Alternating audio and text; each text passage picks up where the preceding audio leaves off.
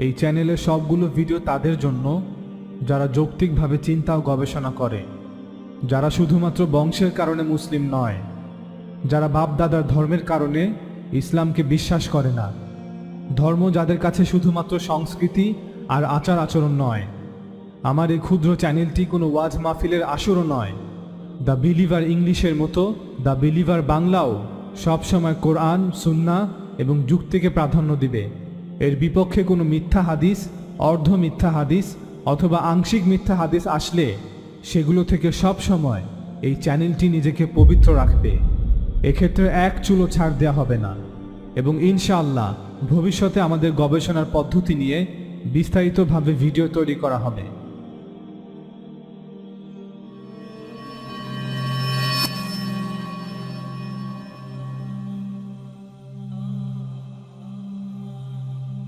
মুসলিম শরীফে সেই দীর্ঘ হাদিসটিতে বলা আছে যে ইয়াজুজ ও মাজুজের প্রথম দলটি সি অফ গ্যালিলি অতিক্রম করবে, যাকে ইহুদিরা লেক কিনারেত বলে থাকে, আর হাদিসে এটিকে বুহাইরাত তাবারিয়া বলা হয়েছে, অর্থাৎ লেক টাইবেরিয়াস। মূলত এই সবগুলো নাম একটি জলাশয়েরই। মুসলিম শরীফে সেই হাদিস অনুযায়ী যখন ইয়াজুজ ও মাজুজের প্রথম দলটি এই সি অফ গ্যালিলি অতিক্রম করবে, তখন এ থেকে পানি পান করতে শুরু করবে। আর যখন তাদের শেষ দলটি সি অফ গ্যালিলি অতিক্রম করবে, তখন তারা বলবে, এখানে একসময় পানি ছিল। আমি মনে করি এটি অত্যন্ত সহজ একটি পদচিহ্ন ইয়াজুজ ও মাজুজকে চেনার জন্য।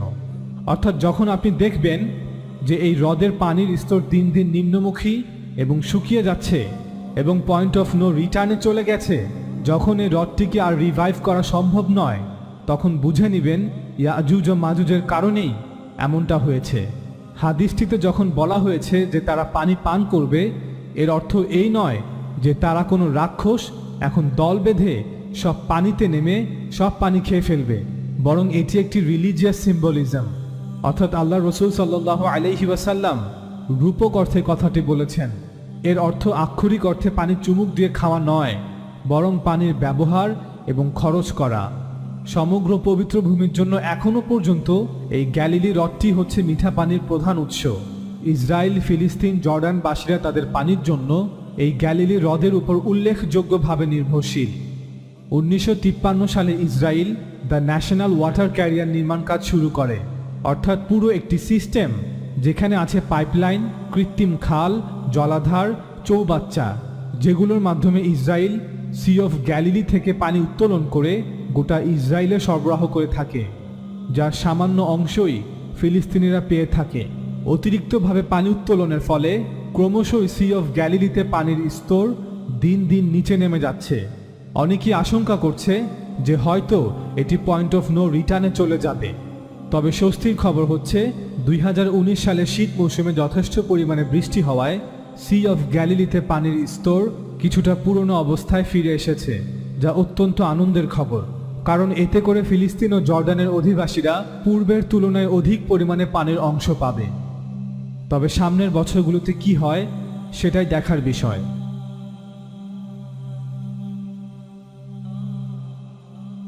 মুসলিম শরীফে তামিম দারি রাদিয়াল্লাহু তাআলা আনহুর হাদিসেও সি অফ গ্যালিলি সম্পর্কে একই কথা বলা আছে।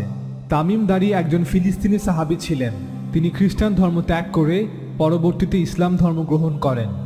তিনি রসুল সাল্লাল্লাহু আলাইহি ওয়াসাল্লামের কাছে এসে একটি ঘটনা বর্ণনা করেন, যা মূলত কোনো বাস্তব ঘটনা ছিল না, বরং তার দেখা একটি স্বপ্ন যা তিনি রসুল সাল্লাল্লাহু আলাইহি ওয়াসাল্লামের কাছে বর্ণনা করেন।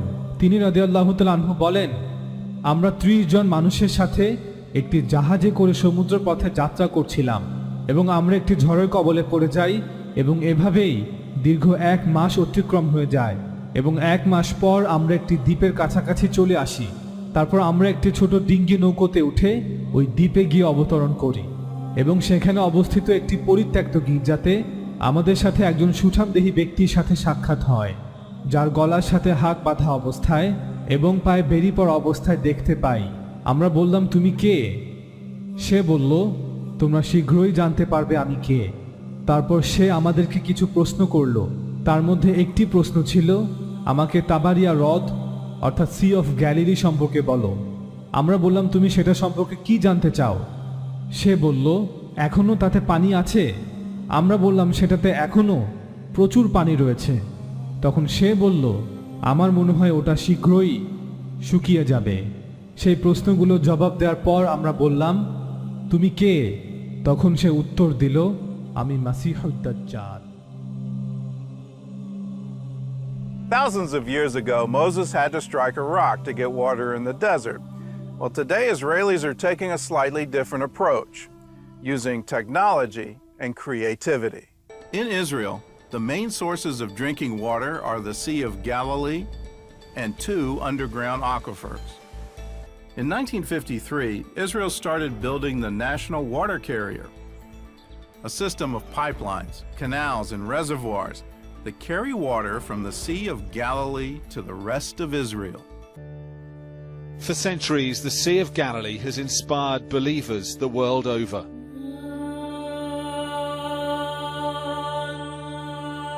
The waters the Bible tells us Jesus walked on, the shores where he performed his miracles. A place of beauty, religion and legend. But today, on the brink of disaster. Water should be above our heads, in fact. The tragedy is that you don't need to be Jesus Christ anymore to walk here on the Sea of Galilee. Environmentalist Gidon Bromberg and I could walk the floor of the lake because its waters have retreated hundreds of yards. Making the desert bloom is unsustainable, and the demise of the Sea of Galilee must send that message to Israeli politicians. This bay should be full of water right up to those rocks. The Sea of Galilee is so low it must be pumped uphill into the Jordan now, the river it should feed. Otherwise its baptism sites would dry up. But the Jordan doesn't flow much further from here. Israeli authorities deny mismanagement. Instead, they blame the weather. Such a drought of 5 successive years, that's something we never met. And that's also something that statistically is really rare. On the waters, boatmen who fish for tourists are deeply alarmed. We used to use the first pier, and then the water level went down, so we brought another one, and now another one. Do you think it's going to get better? We pray it will be better, and it will be. We trust God. It'll need more than divine intervention. Scientists say if the Sea of Galilee sinks another metre or 2, it could reach a point of no return, and this could be lost forever. The Sea of Galilee is dropping so fast that islands of earth are appearing. It could run out of water altogether in less than a year, and this is 1/3 of Israel's water supply. The Jordan River is drying up, barely a muddy stream in places. The farms along its banks dying without water. As the dry months of summer sweep through the Middle East, Israel is faced with its worst water crisis ever. The water level in Israel's 3 main water sources, the Sea of Galilee, the coastal aquifer, and the mountain aquifer, have now receded to the lowest levels in recorded history. In fact, the 3 sources have already dropped below the red line, the point at which Israel is supposed to stop pumping. Faced with increased consumption due to population growth, land development, and water commitments to Jordan and the Palestinians, Israel has no choice but to continue pumping from its water sources. Yet if Israel continues, water levels will soon drop under the black line, the point of no return, where continued pumping will cause severe, irreversible damage to Israel's water sources. Israel lies in the arid Middle East region. Population growth and dry winters have led to dangerous decline in the country's 2 main water sources. Lake Kinneret in North Israel is shrinking, while the underground water reserves are overused and partially contaminated. The biblical River Jordan, a rare freshwater resource in the Middle East. It forms the border between Israel and the West Bank and Jordan. At this bend, about 6 miles from Jericho, it's believed John the Baptist baptized Jesus of Nazareth. In the 60s, the water level of the Jordan River was actually where we're standing now. In wintertime, it was this high. Gidon Bromberg is Israel Director of EcoPeace Middle East, an environmental group. Badran Jabba surveys his destroyed crops. A field of cauliflowers and tomatoes, ruined. And it's not the result of a natural disaster. What happened here was man-made. Badran Jabba's fields lie right beneath the illegal Jewish settlement of Kiryat Arba.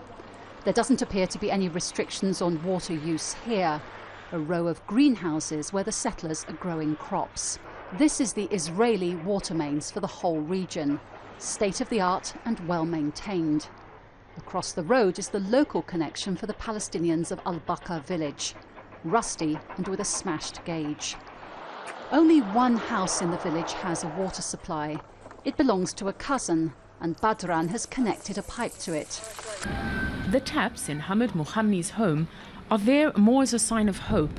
There's been no water through them for 5 long months. The municipality does not give us water as they should. Water comes through our pipes twice a year. More than 300,000 Palestinians across the West Bank are not connected to a water network, according to Palestinian human rights groups. Since the 1967 occupation, all water resources are exclusively in Israeli hands. We receive maybe 2,000 cubic meters per day. It means that we need Yatta 7,000 to give the people to reach 70 to 80 liters per capita. Once you leave the West Bank and cross into Israel, the picture could hardly be more different. There's no shortage of water here. Israelis quite literally splash it around. And you'll hardly find a more striking example than this of how Israel squanders water. An ornamental fountain in a park, while Palestinians in the West Bank barely have enough water to drink and to wash. Amnesty says the settlers use 5 times as much water as the Palestinians in the West Bank.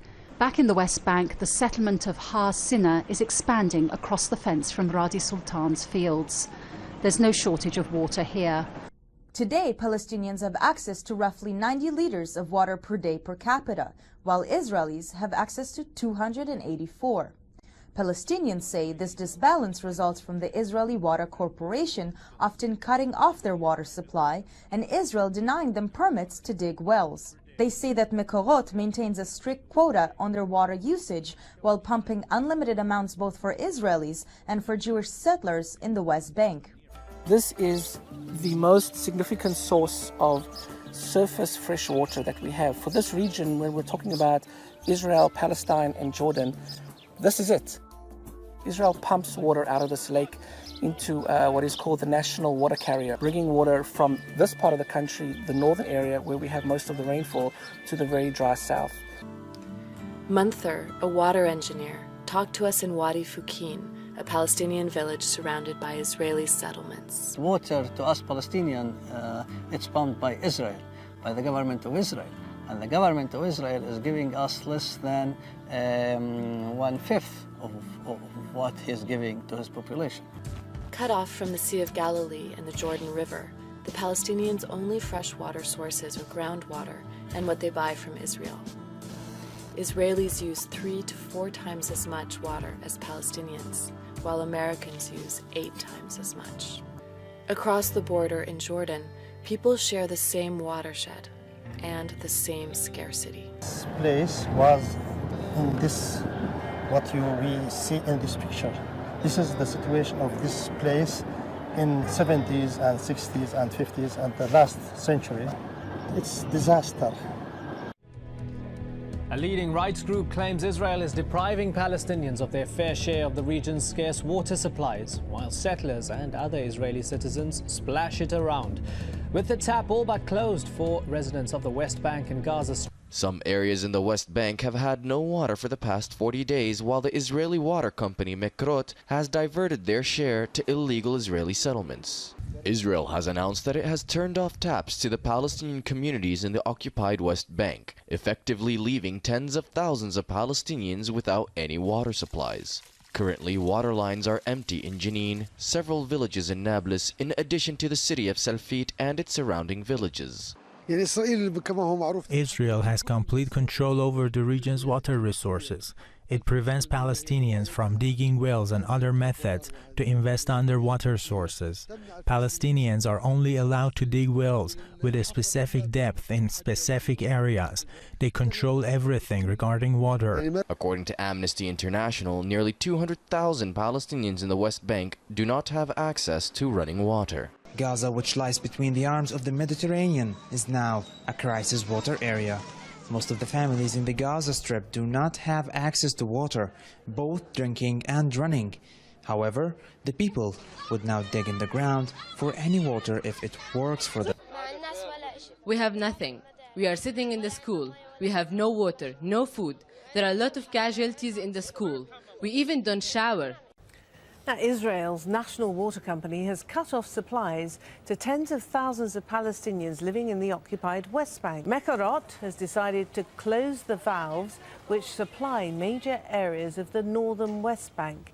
The city of Salfit and surrounding villages, including Jenin, have been affected. والله المي اللي عندنا بالنسبة للبير تبع المي ميته سيئة جدا. ميته عاقلة، حتى الحيوان لا يقبل انه يشرب.